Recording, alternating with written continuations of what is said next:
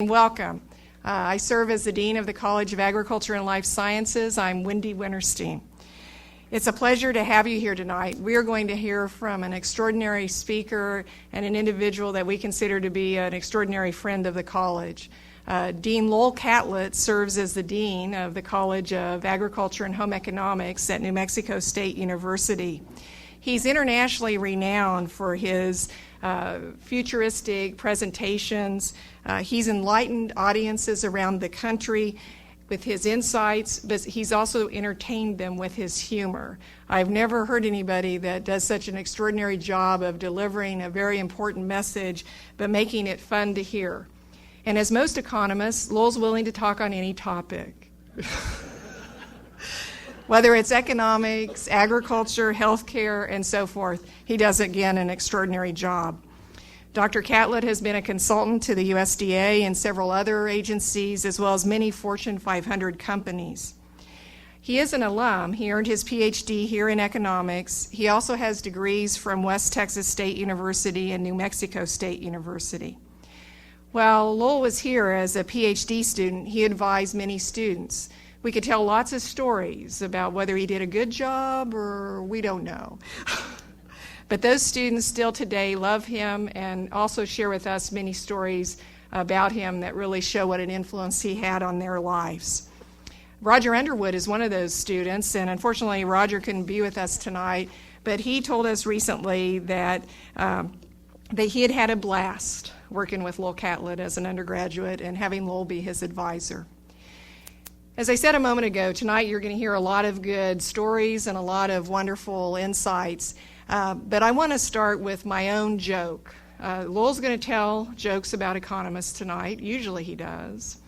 So that opens the door for me to tell a joke about economists as well. I got to work with some great economists over my career, and Stan Johnson was one of my favorite. You would remember him serving as the director for CARD, our Center for Agriculture and Rural Development. And what I learned from Stan is that economists like to make assumptions. They assume what's going to happen. And in fact, tonight at dinner, we were visiting with Bruce Babcock, and he said, well, you have to assume something, or you won't be able to have any idea about what's going to happen. So assumption's very important. But oftentimes, those of us who are not trained in economics don't understand how those assumptions are derived. And sometimes it gets to be an interesting story of understanding just exactly what those assumptions are. But what Stan Johnson shared with me is that written on the wall of the men's bathroom in Hetty Hall is this phrase: if there is no paper, assume paper. So with that long conversation about assumptions, let me turn it over to Dr. Catlett.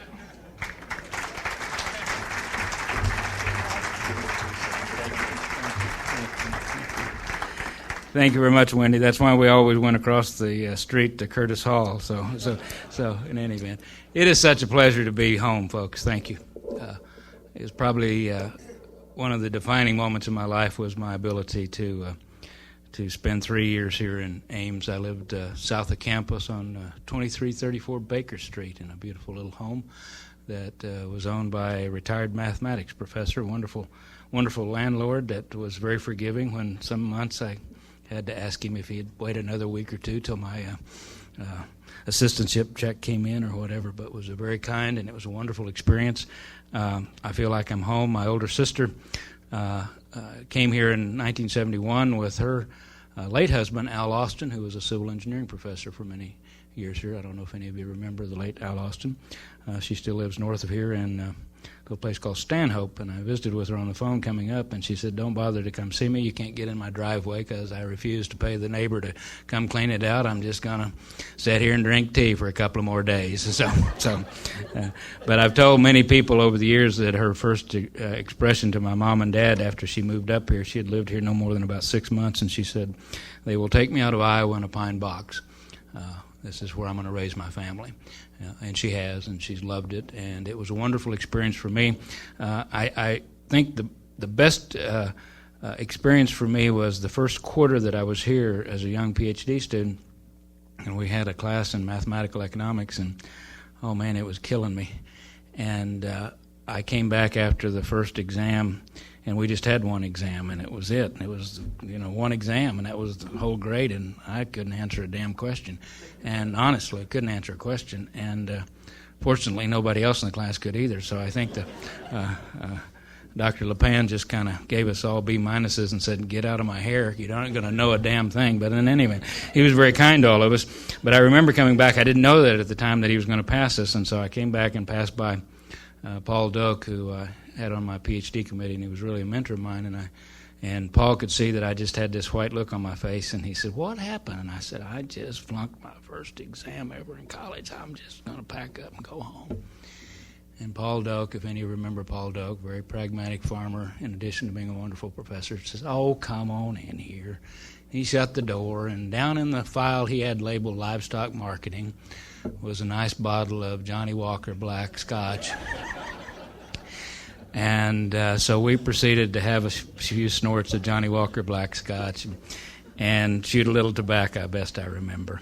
And then it seemed okay. But I learned from Iowa State that there was a great tolerance for differences in people, but a great expectations of performance.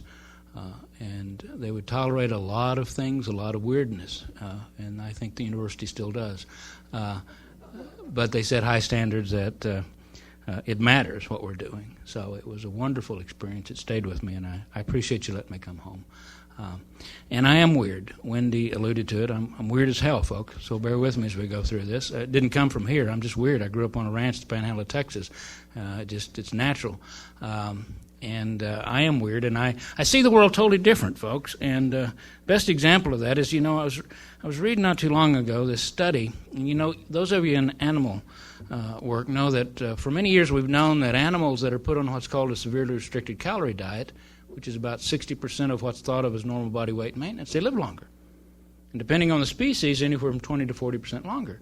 Now we've cured cancer, some forms of cancer in laboratory animals for 30 years, but that's never directly transferred to humans. But that didn't stop a group of humans, when they read about these animal studies, started trying it. And it was reported in USA Today a little over a year ago that a group of humans went on a severely restricted calorie diet, which is about 60% of what's thought of in normal body weight and maintenance, thinking they might live longer. Okay? Now, folks, 60%, folks, I'm 6'2", weigh on average about 195, 200 pounds, depending on whether I've been on a bender the night before. And the older I get, the more the benders are like chocolate benders instead of Scotch benders. But in any event, because I can't handle the hangovers anymore. But to maintain that takes about 3,000 calories. Okay, 60% of that's 1,800 calories. 1,800 calories supports like 150 pounds. I haven't weighed 150 pounds since like the third grade. So they were reporting in USA Today. Here was this guy, started out about my size, 195 pounds, and I mean, bingo, in 4 months, he's weighing 155 pounds. And the reporter asked him, "Well, how is it?" And he said, "Well, I'm hungry all the time." Well, hello. And then he says, "And I have no libido, no sex drive." Now, folks, when I read that, I'm thinking, you're hungry all the time, and you don't have any libido, and you're trying to live longer? So I kind of see the world different, folks, so bear with me. And I'm going to make, as Wendy said, some assumptions. It reminds me of the story of the gentleman that's in the interrogation room, and the detective sits down and he said, "Okay, Mr. Brown, now how many houses did you break in burgle?" And the guy thinks for a few minutes, and he says, 14. He said, "Mr. Brown, you're lying. We have your fingerprints in 138 houses." And the guy goes, "Come on, detective, give me a break. I'm an economist. It was an estimate." So I'm going to estimate with you tonight, okay? And let's start with the first one, folks. I have no idea what's going to happen in 150 years, folks. I can't find my car in the parking lot. I'm not going to intend to try to talk to you about 150 years. But I will try to throw out what I say is dreams or dream space, and let us dream about them, because nobody knows. There's an old Arab philosophy that's very, very pronounced, and it says this: he who forecasts the future lies, even when they tell the truth. Because if we forecast something and it turns out to be exactly right, trust me, we didn't know that when we forecasted it. Okay. So it was, by definition, a lie. So all we can do is what I call dream space. So let me share some dream space with you tonight very briefly. And let's start with the first one, and this thing called economics. And, my profession right now, you know that. Those of you that are economists in the audience, we're just ecstatic right now, okay? Because we finally believe there's going to be a recession, okay? Okay, we're just ecstatic, okay? We have correctly forecast 15 of the last 5 recessions. You know that, okay? That's true. About every recession that occurs, we said 3 would happen, okay? Yeah. In fact, 70% of all recessions are over before they're announced, okay? Because we define a recession how? 2 consecutive quarters where the gross domestic product doesn't grow, so guess what? 70% of them are over before we get the data to say that there was a recession, okay? So what's pronounced about it is this, and I say the most fundamental thing about economics is this. You cannot be born in this country, be fortunate enough to immigrate, and 1 out of every 8 of us right now is non-native born. You cannot be fortunate enough to be born here, be fortunate enough to immigrate, have any concept of history, and be anything but an economic optimist. Now, you can get mad at America for lots of reasons. We've been bigots, racist, we've been lots of things. You can get mad at us for lots of things. Don't get mad at us because we haven't provided economic opportunities for people. Because any way you measure it, and this is the only PowerPoint I'm using tonight, is my long arm, so this is all you're going to get, okay? By any measure you want to, guess what's happened to this economy? Over any period you want to.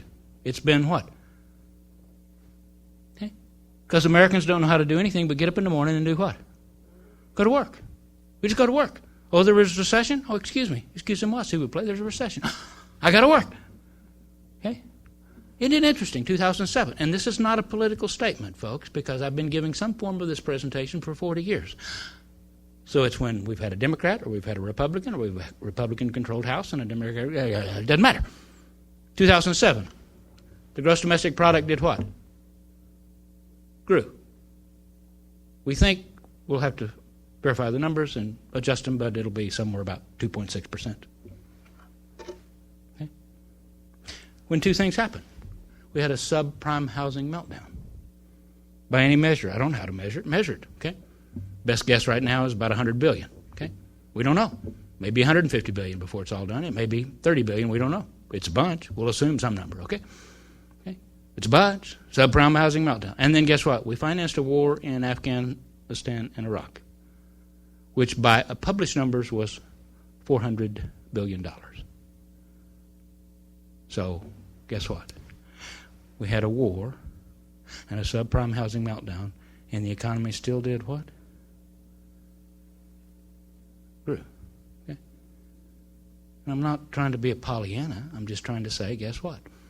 We just simply, if you will study history, you can't be anything but an optimist, because we'll have some ups and downs. That's why it's called a market. Hello.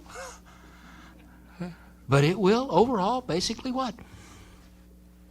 Okay. Because if you will go back to 1926 and run the stock market, guess what we found the stock market to do since 1926? You understand that went through the Great Depression, went through the 1987 meltdown, yada, yada, yada, 9/11, you with me, folks? And guess what it's done? Through 2007, grown an average of 11.3%. And here comes the most wonderful thing, folks, is this. We've got this wonderful, wonderful, wonderful thing going on, and it is this. You've got this base that Iowa State University has led and always been a leader of, is let's share this with the world. So guess what we're doing? And we've done this with the world. You've led the pack in doing it. So now we can truly say this, and you know this. In the last 15 years, we've had this. Okay? We've had 331 million Chinese rise out of abject poverty into middle class. 370 million Indians rise out of abject poverty into middle class. 39 million Mexicans rise out of abject poverty into middle class. 42 million Brazilians. 1 billion people in the world in the last 15 years that were defined as living in abject poverty now live what? In middle class. And guess what? The forecast is in the next 5 years it'll be another billion. So here you've got, folks, in a 20-year period, 2 billion people do what? That were in abject poverty as defined by their country, now what? Live in middle class. And that is phenomenal, because when you get out of abject poverty into middle class, you do weird stuff, okay? Okay? We change. One of the things we do is we change our diet. Folks, in the last 15 years, the Chinese changed their diet. 4-fold increase in per capita consumption of meat. Most of it came from poultry. Most of it came from, Here, we like chicken tenders. They like the drumsticks. It's working out. Okay. So they changed their diet, and guess what? They got a dog and a cat. 500 billion, we think. We don't know. There's a bunch. Because guess what people do? It's a human. It's called culturally neutral. You change your diet when you get a little bit more money, and you get a pet. Okay? And the Chinese got one of these things. A cell phone. Last number came out, 500 million. Okay? We think we've got 211 million. We think Canada has 27 million. They got a 500 million. Now, there's a little thing about being green if you want to. Do what I say, don't do what I do, because here it comes. Okay? If you will, the little thing that you have that keeps these things charged, okay? Whether it is charging your phone or not, pulls 4 to 5 watts per hour. So if you will unplug it when you're not charging it, you can save some electricity. Now, somebody did the number on this, and you're thinking, gee, get a life. But they ran the numbers, and they said this. Here it comes, folks. If you unplug it when you're not charging it at 10 cents a kilowatt hour, over the course of a year, you will save $13. $13, everybody? That's a lot. Because if you don't, is it any wonder that the Chinese will build in our building currently one coal-fired power generating facility every week and will for the next decade? Because they not only want to charge their phone, they want what now? An air conditioner? A heater? A car? Because you see, when you rise out of abject poverty. Remember that smart guy Maslow? Maslow's hierarchy of human needs. Remember that? Maslow's hierarchy of human needs. Pretty smart guy. What did he say was at the base? Okay? At the very base of Maslow's hierarchy of human needs, what was it? Physiological needs, right? Okay? Basic things. Fill your belly up. Make sure you're safe. Make sure you don't die from exposure. So the physiological needs, okay? And from the physiological needs, guess what? We've only the very wealthy people until post-World War II did what? Most of the world lived where? Okay? We always used to say 90% of life was what? Maintenance. And the late Kurt Vonnegut, before he passed away last year, had the best expression when he said this. The problem with being poor is it just takes so much of your time. Because all your time is spent what? Eating, being safe, trying to not die from the elements. Folks, when you're living here, you're not worried about organic greens. You're not worried that your cheese comes from happy cows. Okay? I'm not saying that's wrong. I'm not making fun of them. I'm just telling you what. When you're here, guess what? You're basically concerned with what? Getting by. So the beauty is when you get out of this, because after this one is what? What's the next one? What's the next one after this? What did Maslow say? I'm going to paraphrase, and there's a whole bunch of layers, but I just want to go through 3 of them, okay? Love and acceptance. Love and acceptance. So you want to find somebody to share it with, right? Okay? And then after love and acceptance is what? Self-actualization. Finding yourself. Okay? I'm not making fun of that, but you understand, everything above this base is what? I call it dream space. Okay? So everything above this, now you're dreaming here, but it's about what? Eating. Okay? Okay? But above this, guess what? Okay? Now you're dreaming about what? Now you can dream about what? The fastest growing thing now in skyscrapers is what? Green roofs. 50 million square feet of green roofs on skyscrapers. Chicago led the nation last year. 2.5 million square feet of downtown skyscrapers in the Loop. Green roofs, most of them bedding plants, some of them moving to sod. Green roofs. I keep trying to tell the next generation of farmers, hey folks, come on, okay? Get the contract for the 14,000 square foot top of the John Hancock Tower and you got a hell of a farm. So the trend is not only green roofs, but what? Green walls. We're finding now, guess what? In dream space, we're finding something that those of us that grew up in agriculture understand. It's kind of tough on the human psychic to separate yourself from plants and animals. Okay? You can do so, but you will do so at your not only psychic health, but your physical health as well. And we're finding out, guess what? Canada Life led the trend in their Canada Life building in Toronto. 5-story wall of life, a combination of annuals and perennials to do what? scrub out all of the atmospheric pollutants in the skyscraper so they could truly say, if you work in this building, what? You can be healthier, okay? It's not wrong or right. It's just when you start getting in dream space, you start getting weird, okay? Okay? I call it the movement from the production world to the consumer world. Now remember, production world is what? My father's generation that saw poverty in both the Pacific and European theater of war. When they came back, they told our 4,008 institutions of higher education, primarily the land-grant colleges and universities, you need to learn to grow 2 blades of grass where 1 grew before. And we did, and we're real good at it.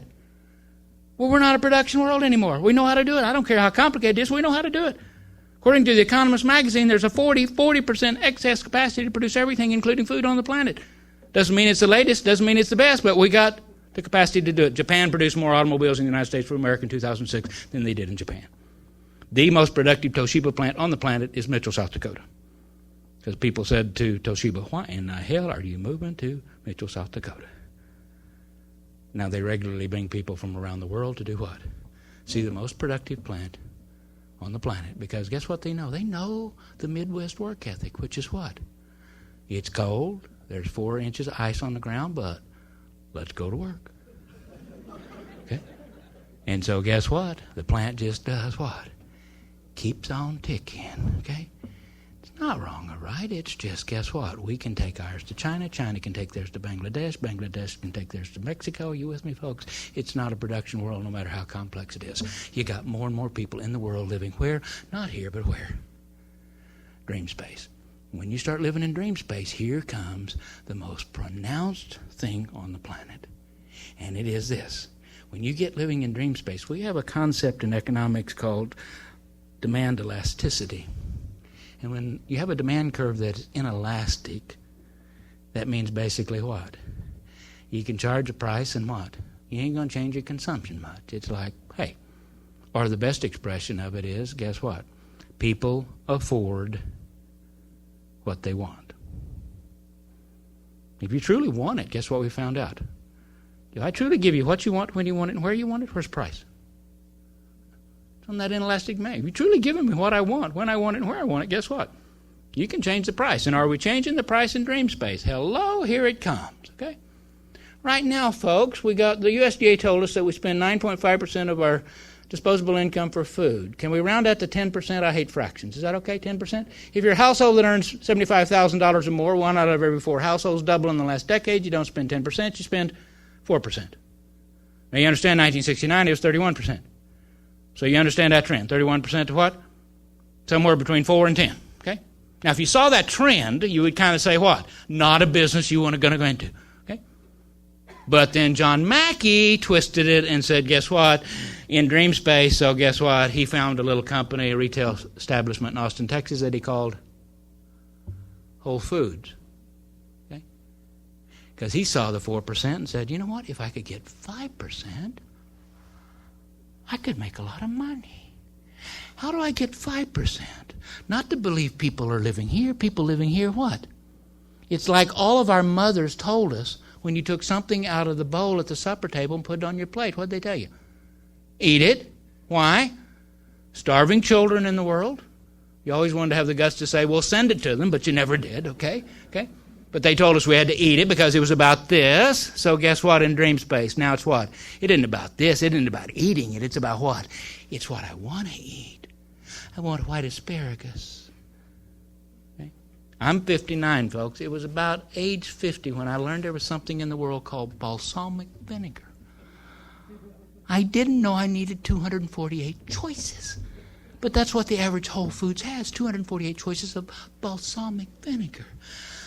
Gravy we had. Balsamic vinegar, dream space. Oh, I want that one from Sicily that has that little iodine flavor. Okay. To be on my mahi-mahi, wherever in the hell that comes from. Okay.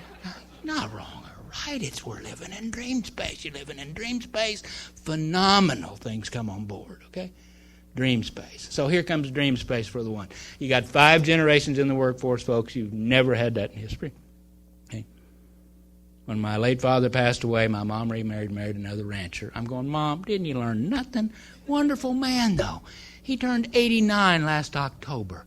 When I visited him and my mom on his ranch in Clarendon, Texas, I go, Harvey, show me where your cattle are. Here's an 89-year-old man carrying a 100-pound sack of cottonseed cake on one shoulder, walking through his cattle. He weighs 140 pounds sopping wet, and he goes, I do it every day.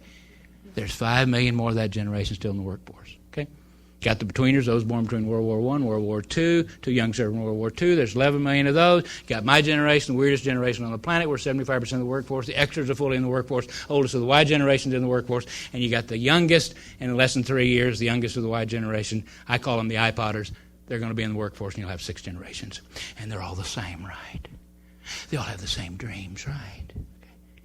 So here comes the weirdness of the dreams, folks. You got those 5 generations, so guess what? Let's talk about baby boomers for just a second. We have 75% more income adjusted for inflation than our parents had at the same point in their life. According to Northwestern Mutual Insurance Company or Northwestern Mutual Financial Network, which keeps pretty good tabs on these things, last week they said, my generation will inherit from my parents' generation $17 trillion. $17 trillion. We got 75% more income than our parents had at the same point in their life. Why save?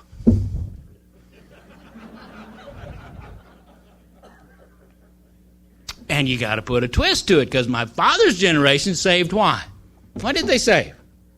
They saved because guess what? They needed to make sure that they could what? Pay the rent, keep the heating on, eat. So guess what? And then they wanted to save 2 or 3 months so that they could do what? Save 2 or 3 months so that if they wanted to buy a piano for their daughter, they could, okay?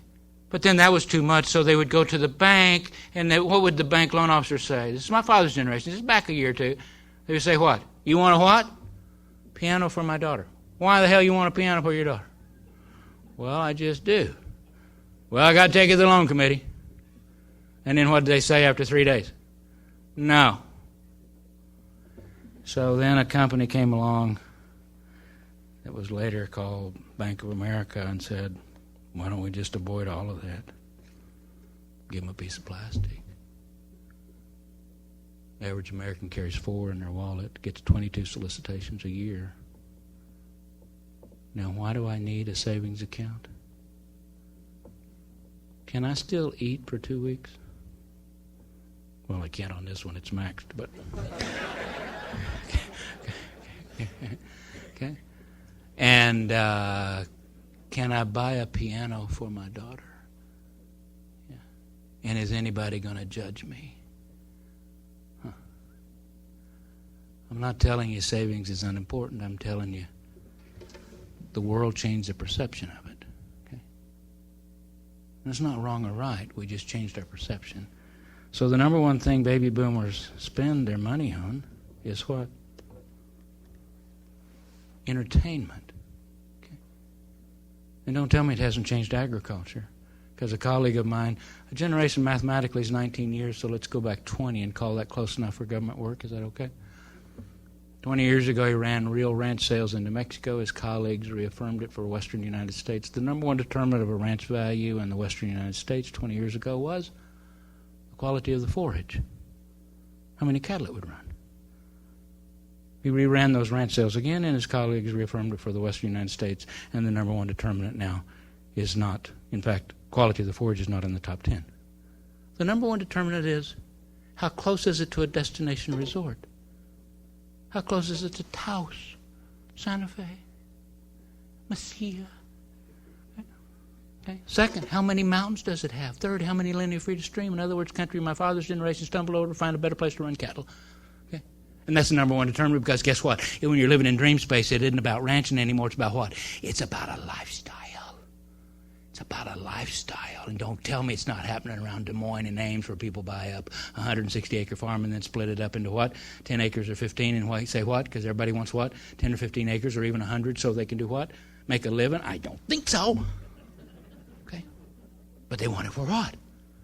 Lifestyle. Not wrong or right, but it's entertainment.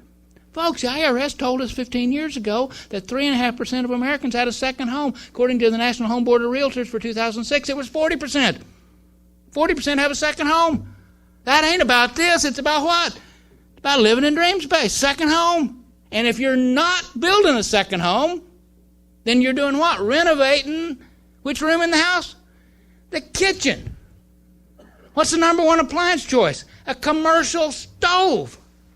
Wait a minute. In 1930, the average American spent 2.5 hours cooking supper.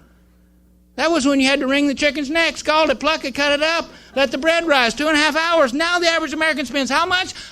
12 minutes. You don't cook jack in 12 minutes. So we're not cookers, we're what? Food assemblers, but the number one thing we put in our renovated kitchens at $38,000 is a commercial stove. I know, we have one. Okay? My wife is forever on Saturday morning when we're cleaning the house goes, don't forget, dust the stove. Because it didn't. Why do we want a commercial stove? We're not cooking, we're entertaining. Okay? So we spend it on entertainment. Okay? And the second thing we spend it on is what? Pets. Okay? 31% of households have children, 62% have a pet. 1890, there were 6.9 million horses. They did all the work, moved us and our freight up and down the roads. We had 6.9 million. Today we have 7.3 million. You with me? We got more horses today than 117 years ago when they did all the work. And they sure don't pull us and our freight up and down the roads. We, in fact, do what? Pull them up and down the roads. The average horse is ridden twice a year. They don't do jack either. Okay? Last year I met a very smart 30-year-old farmer in Nebraska. I go, what's your number one cash crop you're harvesting? He thought for a minute, he goes, women that own SUVs and horses. I go, you may want to explain that one. He said, well, I have these women that have these horses, and they generally don't like to buy like 3 months' supply of hay. They like to buy like a week's supply. So they pull up here in their SUVs, and I'm loading the bales in the SUVs, and I listen to them complain that the SUVs, after they pull the hay out, the little alfalfa sticks was what? In the carpet, and they didn't like it. So I got some industrial strength saran wrap, wrapped the bales, 50 cents cost. Used to sell them for $4. They're $10 bales of hay. And they don't get the little stickers in the carpet.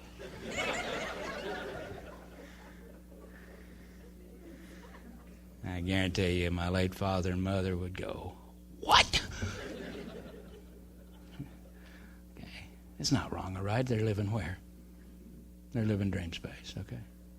And lest you doubt that, folks, it's an interesting concept. But when you're living in dream space, there's a phenomenal thing going on with pets, because after this is what? Love and acceptance. Gee, do you think pets do that? Hello?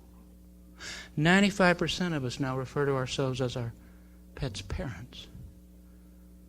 I'm my dog's daddy. 93% said we would risk our life. 79% of us greet our pet first. When we come home, 19% greet our spouse first. My wife told me, if you lick my face the way the dog does, I'd greet you first too, Lord. It's not wrong or right. Okay? I was doing some work with Delta Faucets a couple of weeks ago, and I said to the president, you can design a nice faucet that looks very nice, but I guarantee you what most people need is not a nice-looking faucet. Oh, it'll be nice in dream space. But what most of us need is a dog faucet. Because I'm my dog's faucet. Because my dog has me trained to do what? When she wants water, I do what? I give her water. I don't know when that is. It's like, I'm up all the time, about every hour, every night. Let this dog have water. She's 13 and a half. She likes water about every hour. Of course, I take her every 2 days to the Dairy Queen, okay, so she can get her little cup of soft serve, medium. The Dalmatian likes it with sprinkles. Okay. And you're going, it's a dog. No, it ain't. And the longest running epidemiological studies in human medicine says what? It ain't just about a dog. It's about what? My blood pressure's lower. Okay? I have fewer diseases, and the new epidemiological studies found this. If you grow up on a farm or grow up in a household with 3 or more pets, you have a 40% reduction in your ability to have allergies, because you build up an immunity. You cannot separate plants and animals and have a healthy society, and we went away from it, and I'm telling you, in the next 150 years, we will what? We're going to come back in droves, okay? If you doubt it, one more little final thing. When my late father passed away, my grandmother could no longer be cared for by my mom, so she went to an assisted care facility, Dumas, Texas. When she went to that assisted care facility, she went with her 2 cats. What do you think they said to her in 1991? No cats. She was of the generation, honor, loyalty, dignity, sacrifice to the self for the greater good, spent her whole life where? So what do you think she said about the cats? Okay, my grandson will take them, which I did gladly. Button was a big 22-pound yellow tabby. That's a big cat. He lived 17 years.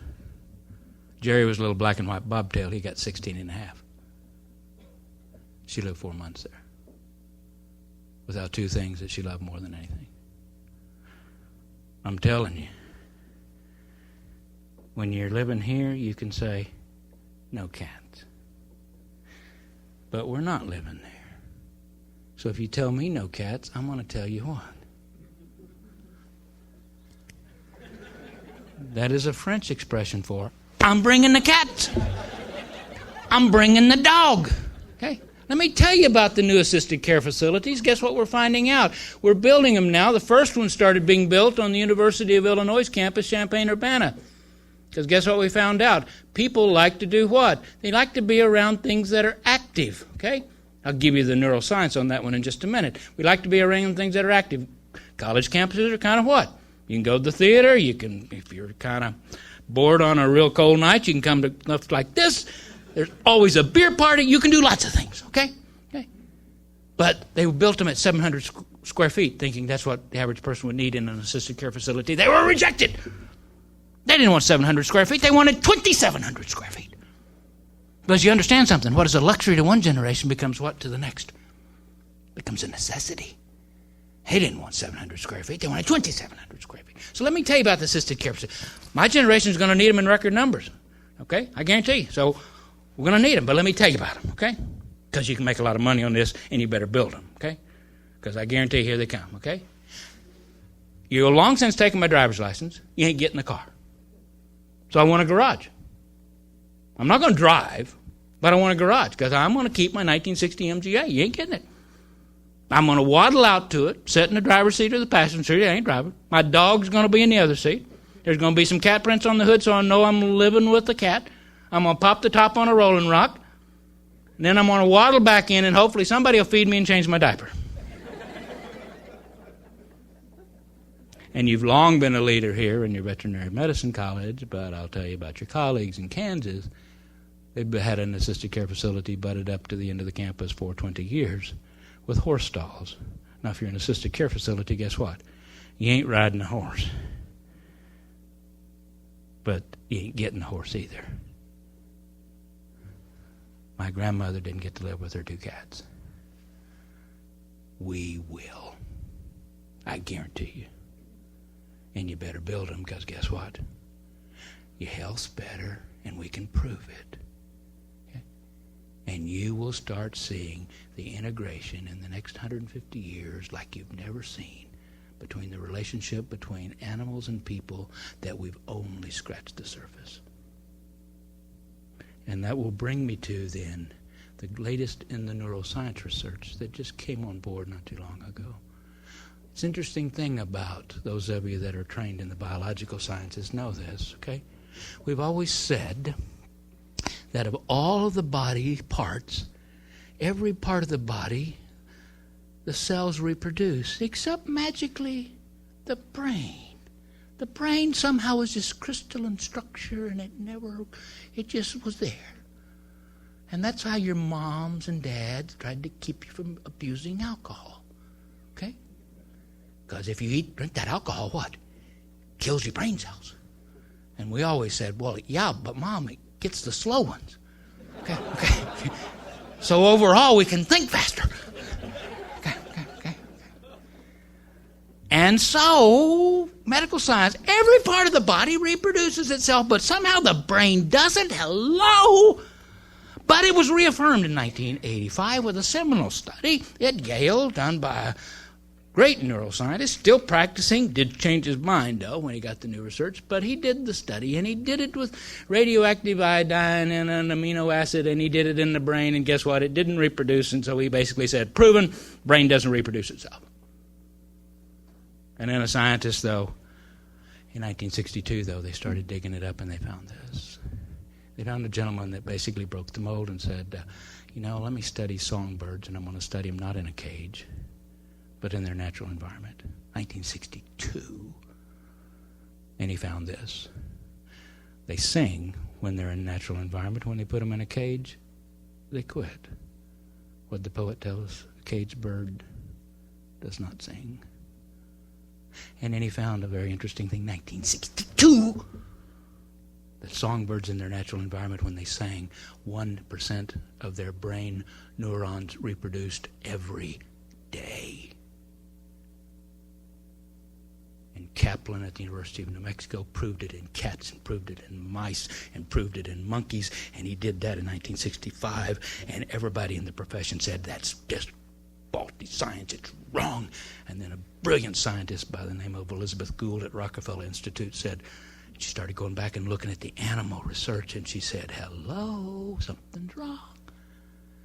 And guess what we know today? That the human brain reproduces itself, and reproduces itself very actively, about every 14 days. Okay? But she did a brilliant piece of research. She found out, though, that when we are under stress, guess what happens? The ability of your neurons to divide and bring new ones on board does what? Goes to hell in a handbasket. So when you're under stress, guess what? All kinds of stress. Financial stress, personal stress. Your ability to reproduce new brain cells goes to hell in a handbasket. Okay? But when you're not in a stressful environment, guess what? About every 14 days. So drink up.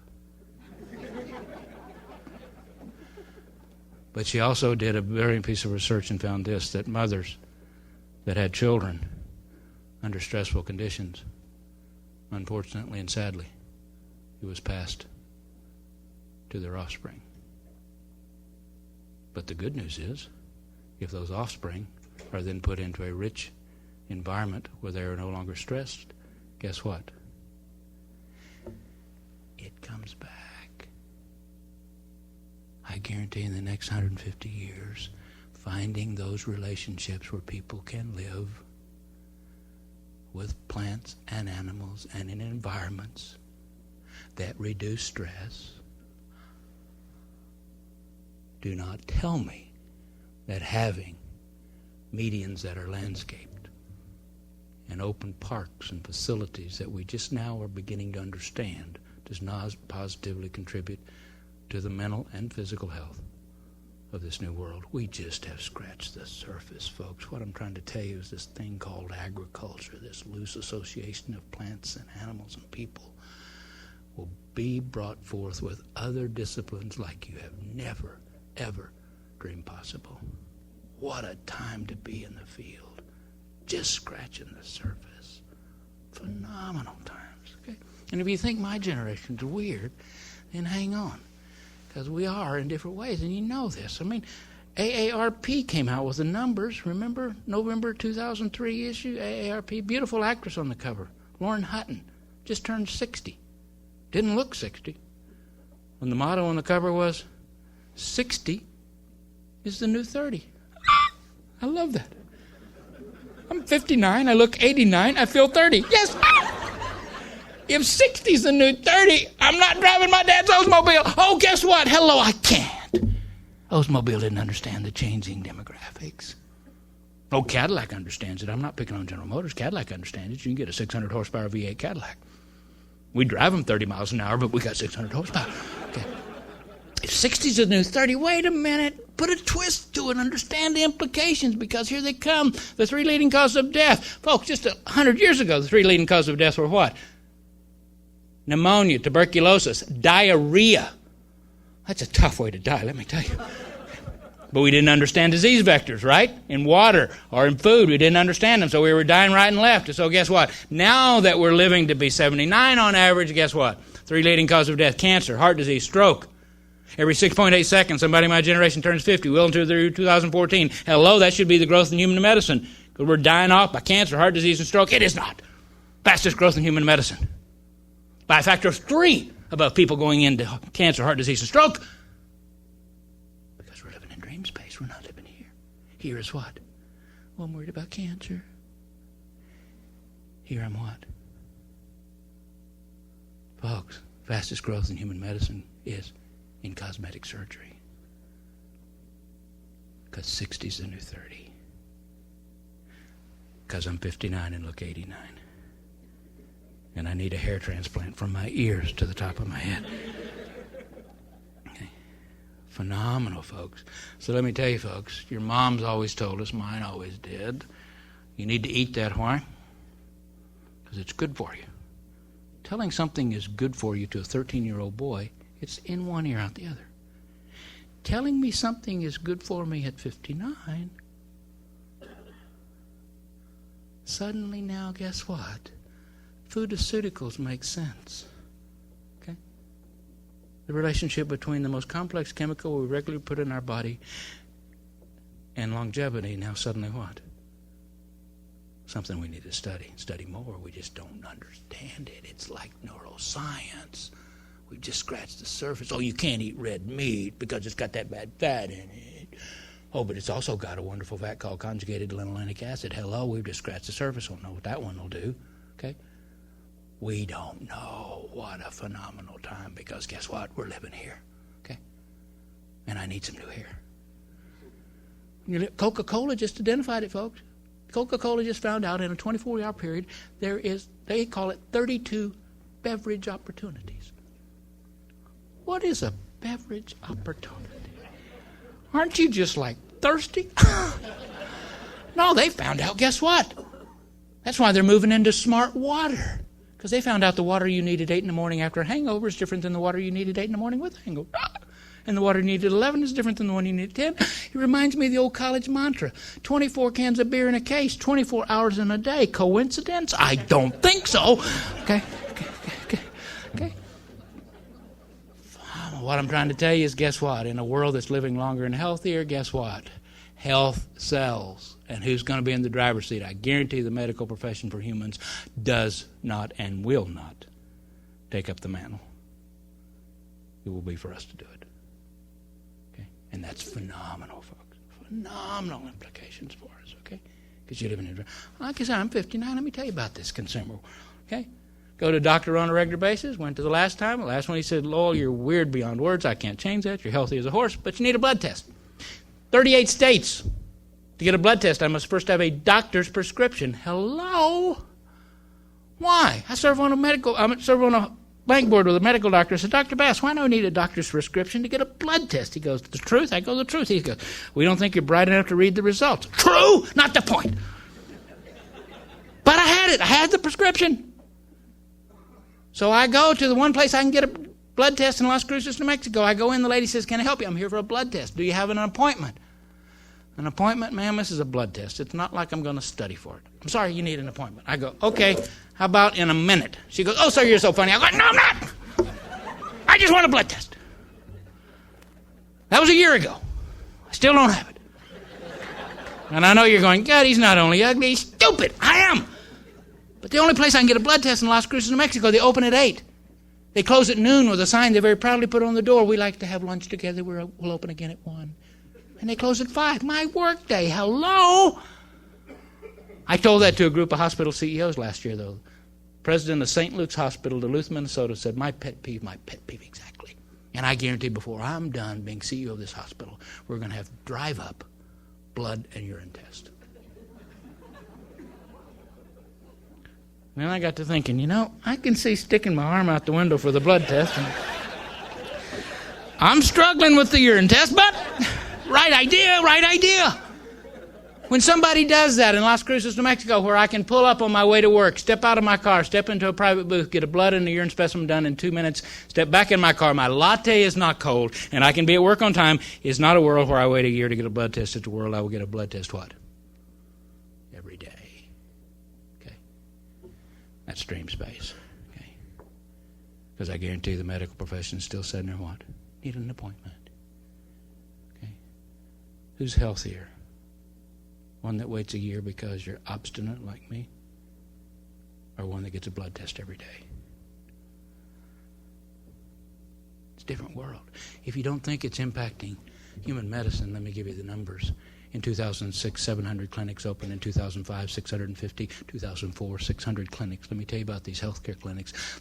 They're not designed for people that have health insurance, nor are they designed for people that don't have healthcare insurance. They're designed this way. Little blemish on the side of my face, need to have it lasered off. Let me tell you about my healthcare system right now that I can use at New Mexico State University. Wonderful healthcare system, except what? I have to call my primary care physician and get an appointment, right? That's going to take a week, and then I get in to see him, and what does he say? That's a blemish, yeah. Need a dermatologist. Hello. Another week, 10 days, finally get in to see a dermatologist. What's the dermatologist say? I paid my copay, incidentally, $25. And then the dermatologist says what? Yeah, I need to get that thing lasered. 5 minutes later, what? Pay my copay, $25. You with me? 2 weeks, about 3 hours of my time, $50. But these clinics are ones that are designed where I can go on my way to work, stop and walk in, and there is a licensed dermatologist that says what? Blemish, let me laser it. My latte is not cold. And oh, by the way, we don't take insurance. That'll be $500. And you're going, you're an idiot. It's what I want, when I want it, where I want it. Will I pay for it? Hello? Dream space, folks. I don't know what they're going to do. I don't know how. You're going, well, you're weird. I am? Okay. I bet you're just as weird. What do you think? If you're living in dream space, what are your dreams? Okay? Figure out what they are, and guess what? Okay? That's what's never happened in history. This first 150 years was about what? Mostly helping people what? And the next one's going to get weird.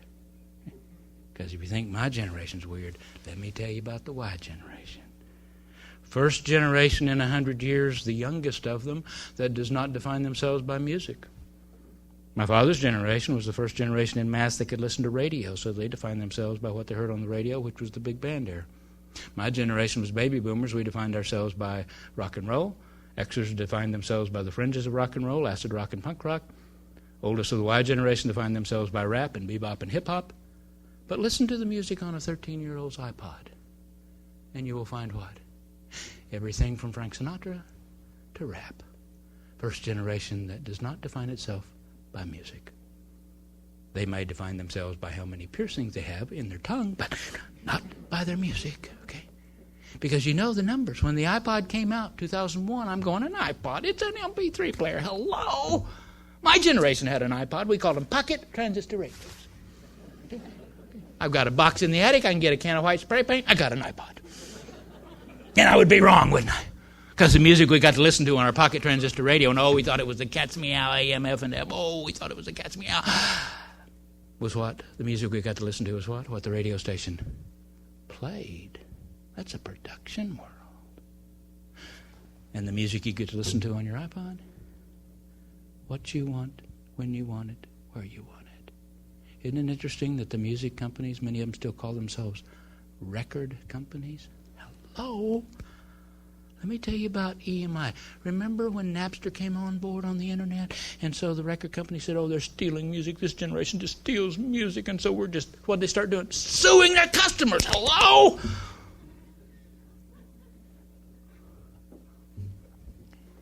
EMI, fourth largest music company in the world, a few months ago had a little focus group of teenagers in London. They said, help us with this music industry because it's turned topsy-turvy. We're dying. Help us.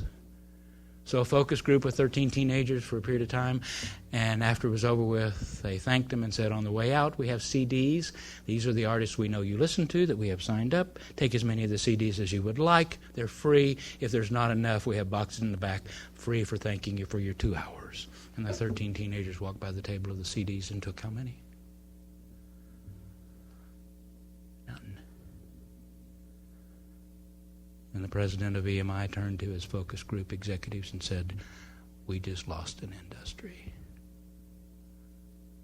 Because we still want them to do it the old way. And they're saying, what?